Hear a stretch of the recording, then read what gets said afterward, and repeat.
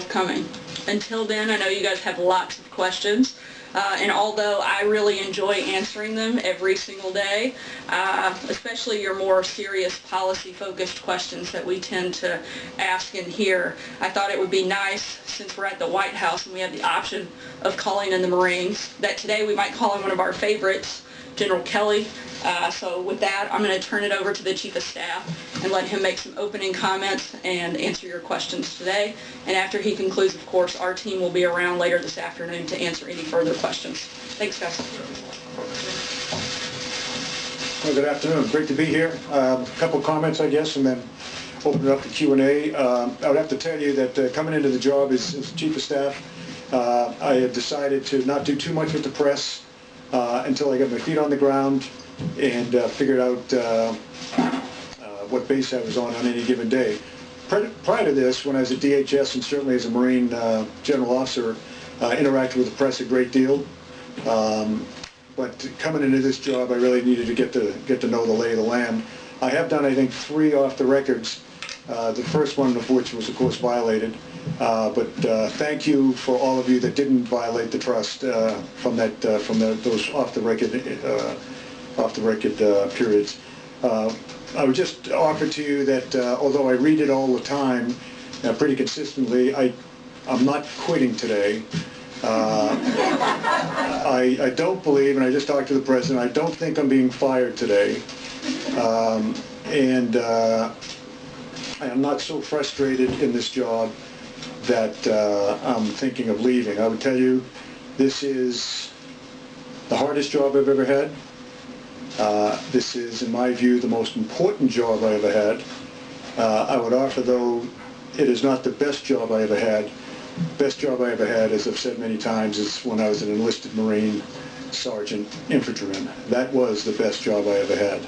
So unless things change, I'm not quitting, I'm not getting fired, and I don't think I'll fire anyone tomorrow. And I don't think he'd mind my sharing this, what he's said to me many, many times, and to the group oftentimes. I hear him most say about nuclear weapons that wouldn't be great if we could get rid of them all, as opposed to we need 10 times more. So even more than when he references the maintenance of nuclear weapons, modernization, that doesn't mean increase in numbers. I hear him say talk more about, wouldn't it be great? How could we get rid of nuclear weapons? So not a lot keeps me up at night. I mean, the good news is out there we have a great State Department doing the diplomacy thing night and day. As Jim Mattis and I have many, many times said when we're in uniform, if we don't fund the State Department properly, buy us more bullets. So out there in the world, you've got the State Department doing what it does every day, and all the rest of the great Americans that are working those kind of issues. And you got the U.S. military, the greatest military on the planet. We don't like to think in terms of things turning military, but that's always an option. The great thing about our military is it's a real deterrent factor around the world, whether it's nuclear deterrent or conventional deterrent.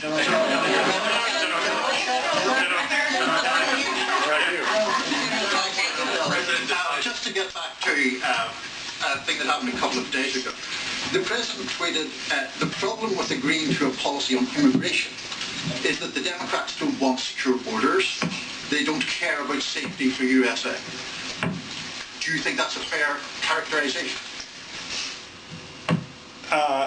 How I would put it is that there's an element within, first of all, let me step back and say, I believe that honest men and women can disagree on anything politically or otherwise. The one thing I draw a little bit of a line to is on the security of the nation. There are certainly people in our country that have the opinion that that open borders or near open borders are fine. People should be able to come and go. There are others, myself included. You can bet the President. But I think the majority of Americans feel as though security on the borders is important. Now, how you achieve that is a different story. Thank you very much for coming out and doing that. You focused a lot on process and establishing process behavior at the White House. I'm wondering if you can explain. Is this the iron hand that I brought to the staff? No, but did you? Is that how you see it? you don't see that you have an argument? Just put some organization to it. Well, can you Put a explain? smile on my face. Although you guys at the cameras always catch me when I'm thinking hard, and it looks like I'm frustrated and mad. Yeah, what is your frustrated face? But back to the question. Can you explain what the process was with this Pakistan raid, what the president's involvement was, how you sort of... Pakistan raid? The Pakistan raid to release these Americans, who, Caitlin Coleman and her family. Oh, no, raid. The level of... Okay, good, yeah. The level of the president's involvement and awareness and... No, I think we have, roughly 20. In fact, with 4 of them, the 3 children, of course, being U.S. citizens and the mother, we've now reduced, I'm not making a joke here, but we've now reduced the number of hostages by almost a third. But that's not to take away from all of unfortunate people that are still being held hostage. I'll use the term partners in Pakistan. We've been watching for the family. What can I say? I'm not making up a lie here. I'm just staying within the classification. Let me just say the Pakistanis, great partners in this regard that they are. And I think there's been a change. Hopefully there'll be a change in the cooperative relationship between the United States and Pakistan. But the good news is that the Pakistani officials got custody of the American citizens, 4 American citizens, 3 children, 1 adult female, and then of course the husband is a Canadian citizen. Took them into custody, held them held them. We had arrangements to transport them back to the United States or to Canada, any way they wanted to go. Medical treatment along the way. A lot of this, of course, would be psychological treatment. They've been essentially living in a hole for 5 years. I mean, that's the kind of people we're dealing with over there. Luckily, and thank God that the Pakistani officials have took them into custody, so to speak, from the forces of evil in that part of the world, and they're being cared for now as we speak. Thank you, General. As a flag rank officer, a gentleman of knowledge of world affairs, certainly you know the quote from Prime Minister Macmillan, events, events, events. What are the events that keep you, let's say, concerned, awake at night, in terms of global affairs? Well, I mean, they're the big ones, and actually we get a nuclear threat from North Korea, a possible nuclear threat in time by the Iranians. But probably the biggest threat, the biggest concern, and it's not an immediate concern, if this continues in North Korea, if eventually other countries, I'll let it go at that, become nuclear powers. Obviously, we already have some out there. There'll be a real impetus for a lot of countries to develop or buy nuclear weapons. A physical barrier. By the way, the Secure Fence Act in 2006, you got to check it out. Who voted for that? Certainly Senator Obama did, I believe, Senator Hillary Clinton, Senator Chuck Schumer, all voted for it. And we have a worse situation on our southern border. And I'm condemning Mexico here again. They're great partners, but we have a worse situation on our borders 10 years later, yet there's this unbelievable resistance to securing our border. And again, some of that is physical barrier. All of that for sure is people, technology, things like that. So we have to secure our borders, and this includes, as I say, our ports, New York, Boston, Houston. Don't have nearly the issues on the northern border with Canada. Great partnerships there, but the problem with our southern border is the drug flow and the illegal immigration flow rides on a network that right now comes up through into the Western Hemisphere from abroad, up through Mexico, Central America, Mexico, and into the United States. Got to do something about it. Yes, and you talk about frustration. Peel back the curtain for us, since you're in a first row vantage point with the president. What are his frustrations right now? And secondly, a big decision that's going to be upcoming is the Fed chair position, possibly here in the next few weeks or upcoming months. Where does that stand? How actively is the administration engaging that at this moment? One of his frustrations is you, all of you. not all of you, but many of you, as I said, when I first started talking, again, I'm a reasonable guy, but when I read in the morning, I read I won't tell you what I read, but and watch TV in the morning, it is astounding to me how much is misreported. I will give you the benefit of the doubt that you are operating off of contacts, leaks, whatever you call them. But I would just offer to you the advice. I'd say, maybe develop some better sources. Some person that works way down inside an office, or just develop some better sources. The Congress has been frustrating to him. Of course, our government is designed to be slow, typing away, and it is. His sense, I think, as a man who is outside of the Washington arena, a businessman, much more of a man of action. I would say his great frustration is the process that he now finds himself, because in his view, the solutions are obvious. Whether it's tax cuts, tax reform, health care, infrastructure programs, strengthening our military. To him, these all seem like obvious things that need to be done to protect the American people, bring jobs back. These are all the things that he sees as vital to protect the American people or to advance. No, seriously, how do you end up? We're the cannon fodder. We're the first in line when they start shooting. Okay. General Kelly, thank you so much. Thanks for being here today. President Trump, in recent days, has gotten into a bit of a war of words with Senator Bob Corker, the latest Republican who he's had a public feud with. As his chief of staff, are you concerned that he's jeopardizing his agenda by feuding with members of his own party? I'm not. I mean, he's a straightforward guy. The president is. That's the one thing I've found he is.